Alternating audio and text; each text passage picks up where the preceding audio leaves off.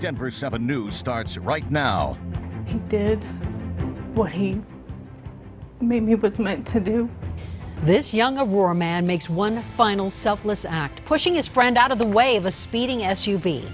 And he died protecting his friend from a suspected drunk driver in Aurora. And the young man who was nearly hit says the only reason he is alive because his friend saved him. Brendaliss Gonzalez is in the studio tonight, and you talked with that survivor. Yeah, it's really an incredible story of sacrifice.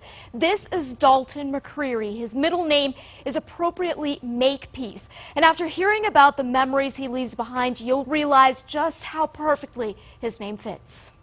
There's no absolute evil. You know, everybody still has love in them. Those are a few of the final words Jordan Mulumulu remembers hearing from his friend Dalton McCreary. He was more of a brother. Jordan and Dalton were crossing East Iliff in the crosswalk at South Chambers Sunday night. About halfway across the street, you could hear some tires screeching. That's when Aurora police say a drunk driver ran a red light.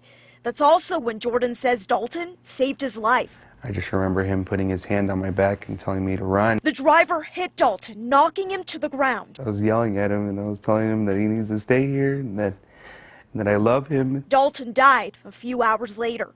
Now as his Aunt Erin Garcia hears about how her nephew saved Jordan. It wasn't surprising. She explains that's just who he was. The thing is he would have done it for a stranger. Aurora police arrested the driver, Christopher Tarr, after witnesses stopped him from getting away. It should never happen. Despite Tarr's actions, Garcia thinks Dalton would have done the one thing she struggles with every day. And he was so forgiving.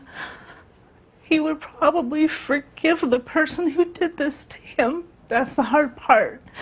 I don't think any of us are that good. For now, she'll remember her nephew through pictures like this of Dalton riding his motorcycle, one of his favorite pastimes.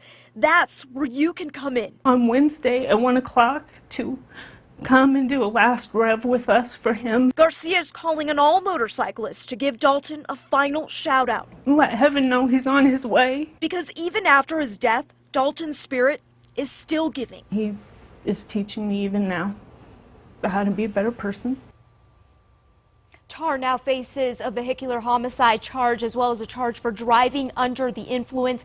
If you want to take part in Dalton's memorial service next week, you can find out where they'll gather on our Denver 7 app. Reporting live in the studio, Brendaliss Gonzalez, Denver 7. Yeah, so tough.